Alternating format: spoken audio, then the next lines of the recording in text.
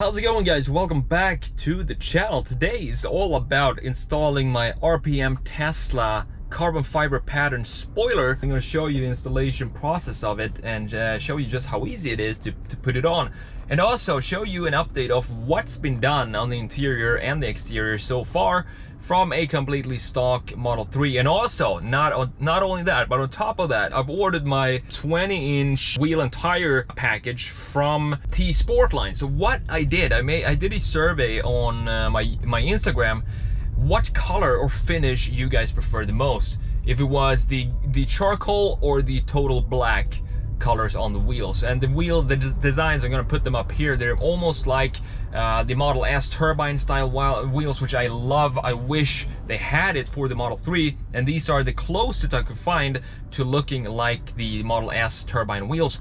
But I decided to go with the charcoal, and the reason for that is I've said before, I don't really like black wheels. And the reason I don't like black wheels is when you see the car rolling, it looks like there's just a massive hole right where the wheels are supposed to sit. You can't really appreciate the design of the spokes and the wheels themselves if they're black, because it doesn't reflect as much light, obviously. And if you have charcoal, I think charcoal is going to be a great color for this, because it's not going to be too bright of a color. It's going to be just in between black and white. So I can't wait to get the wheels here. I'm not sure when they're going to get delivered, but of course I'm going to make a video on that, and I can't wait to see what the car will look like on 20s.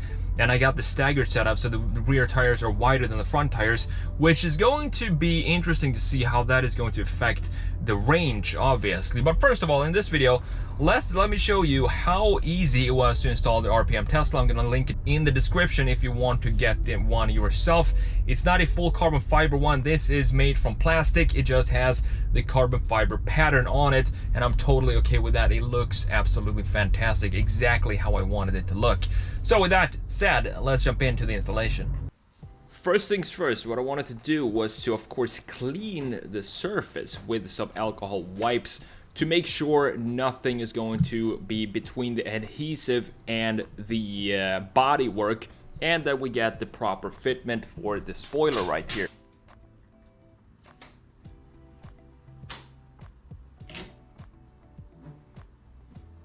So once that was done, I did a test fit to make sure that the spoiler is actually fitting onto the car, and this is when I got really excited because it looks so good already.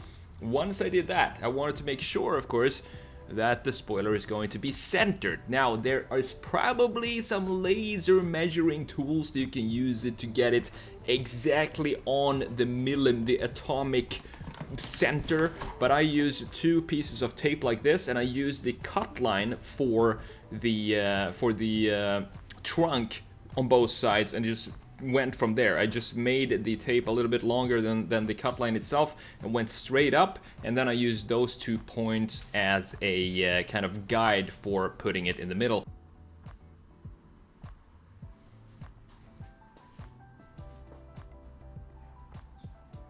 And this is how the spoiler attaches. There are two strips of adhesive on the inside, so you want to open them just a little bit like I'm doing here, and right here you want to make sure that you have both of these adhesive strips. You want to have them visible both up and both on the top part and below the spoiler, because we're gonna use these now to pull as we attach the spoiler to the car.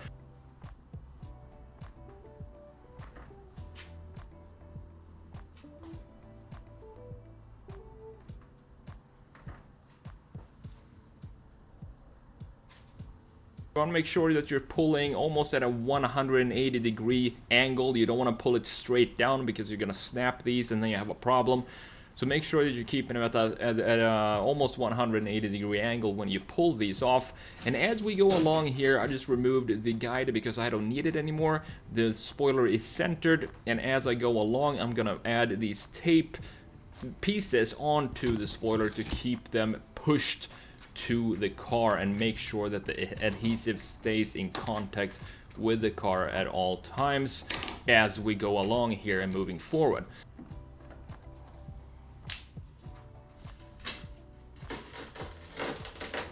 Overall, it was a very simple install. If just you gotta take your time and make sure that it's centered. I think that's the most important thing. And on top of that, make sure you don't want to break these strips here of adhesive that you're pulling, because then you're gonna have to take it off again, and then you have to reattach adhesive that's already been attached to a surface, which is not ideal. But thankfully, it happened to me at the very end of this install here, so I was lucky I could open up the other side and start peeling from that side instead. It didn't break right in the middle. So what I'm doing right now is just pushing it towards the car, and then I'm gonna add some tape to keep this thing down for, I think I kept it for 24 hours. And it's been about 2 weeks now since I installed this. Spoiler is still sitting there, so they recommend, I think, 72 hours or something like that with the tape on, 3 days, which is nuts. I don't have that patience. I just took it off after 24 hours, and I can say that it still sits on there like it should. But that's totally up to you. If you want to keep it for 72 hours, I'm not recommending you doing it for 24 and do 72. Of course, you should go with what's recommended by the manufacturer.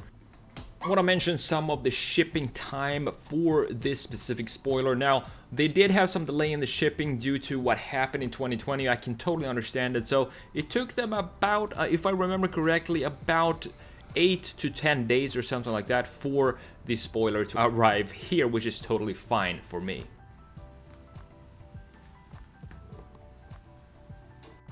Some of the other mods that's done to the car is this carbon fiber look dash instead of the wooden trim that you get in the Model 3. I think it looks great. And the performance pedals right here.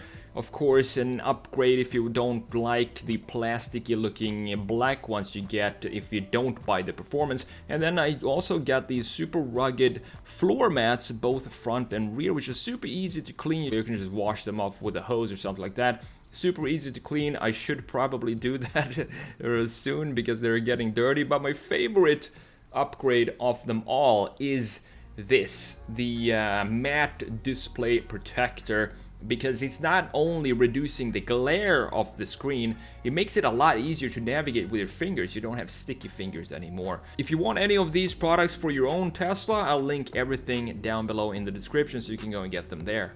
So I'm just gonna finish off with some video of the final product. Make sure you subscribe to the channel because I have the wheels and tires coming, and I want to show you and share with you what this car is going to look like with the 20s on. I can't wait to share that with you. Thank you so much for watching, and if you're looking to buy your own Tesla, you can use my referral link down in the description. You get 1,000 supercharger miles for free when you purchase a new Tesla. Thanks everyone for watching. I will see you in the next one. Take care.